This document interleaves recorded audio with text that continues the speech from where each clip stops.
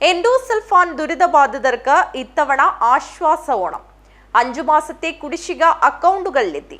കഴിഞ്ഞ വർഷം ഓണനാളുകളിൽ കുടിശ്ശിക അനുവദിച്ച് നൽകണമെന്നാവശ്യപ്പെട്ട് ദുരിതബാധിതരുടെ അമ്മമാർക്ക് തെരുവിലിറങ്ങേണ്ട അവസ്ഥയായിരുന്നു.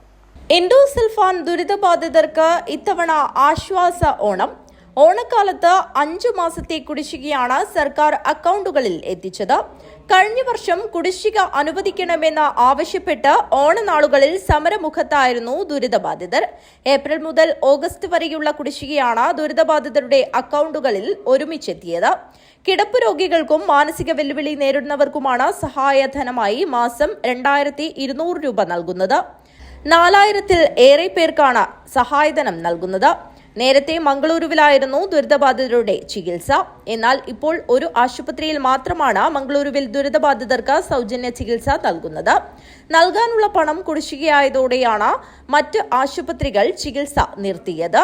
ദുരിതബാധിതർക്ക് മരുന്ന് വീട്ടിലെത്തിക്കുന്ന പദ്ധതി നേരത്തെ നിർത്തലാക്കിയിരുന്നു. ആശ്വാസ കിരണം പദ്ധതിയിൽ ദുരിതബാധിതരുടെ സഹായികൾക്ക് സർക്കാർ പ്രഖ്യാപിച്ച 700 രൂപ സഹായധനവും 5 മാസത്തിലേറെയായി വിതരണം ചെയ്യുന്നില്ല. ഈ തുക കൂടി അടിയന്തരമായി അനുവദിച്ചു നൽകണമെന്നാണ് എൻഡോസൾഫാൻ ദുരിതബാധിതരുടെ ആവശ്യം. News bureau, Kanhangad.